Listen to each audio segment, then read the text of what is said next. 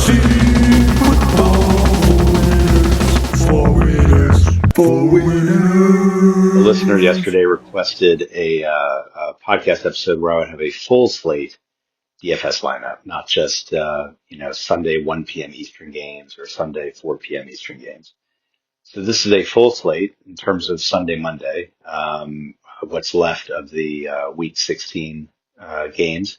And I don't usually do that because sometimes there's guys who are questionable on Monday, and then I'm just guessing.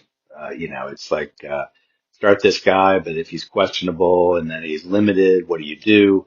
I just want to have a clean. This is my recommended lineup. This is what we're going with. Maybe one variation based on game script possibilities, but other than that, keep it simple.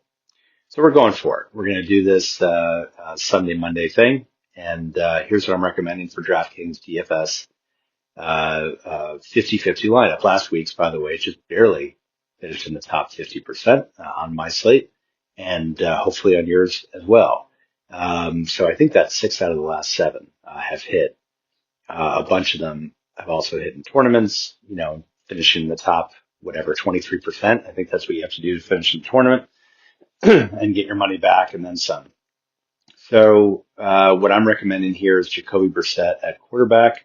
Probably not a big surprise. He's still pretty cheap, $5,300 and a $60,000 salary cap.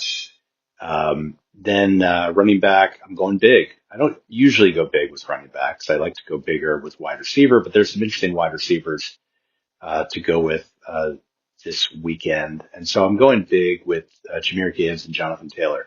I think Taylor will be much more effective this week than he has in recent weeks in terms of fantasy points. He obviously has 30-plus point potential any given week. And I think he's going to break through in a must-win game for the Colts. Jahmyr Gibbs, similarly, I see him as somebody, as most people do, who is as sure a bet as any. He does have his off games, but he's playing the Steelers. Detroit should win that game. And I think Gibbs will comfortably meet his expectations or exceed expectations based on his high price. At receiver, I'm going 3 pretty big names, Nico Collins, DK Metcalf, and Jameson Williams. Nico Collins, obviously the clear number 1 against a weak Vegas defense. Some might argue that, if it's a blowout, Collins isn't going to get a lot of work in the second half. And my response is if it's a blowout, Collins probably is part of that blowout and we'll get some good points. So going Collins, I think he's $7,500, pretty expensive. And then the slightly cheaper Jameson Williams, and the slightly cheaper than that, I think $5,300, DK Metcalf. Metcalf's a total crapshoot.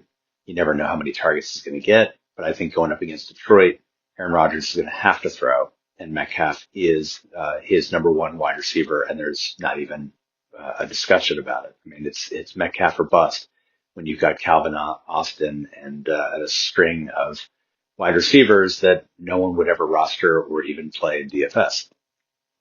At tight end and flex, I've got teammates, and I don't have a lot of funds left, so I'm going very cheap teammates. TJ Hawkinson for tight end, and Jalen Naylor, the wide receiver at flex.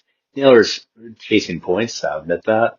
He's probably not going to get more than 8, but he's so cheap that it works for this lineup. And then finally, with the very little cash that's left, I'm going the Colts defense at home.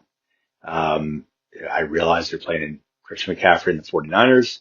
Doesn't look good, but also it doesn't look horrible. I could spend $4,000 instead of $2,400 to get Houston, and maybe Houston gets 18 points.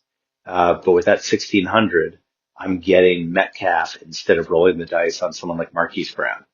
And so I'd rather spend less at defense and more at a wide receiver in this case, and in most cases, to be honest. This is BJ Riddell, Fantasy Football for Winners. Follow me on the blog, email me anytime. Good luck with all of your games today, whether you're doing DFS or if you're in the playoffs in your fantasy league. I am cheering you on, even if I don't know who you are. See you tomorrow.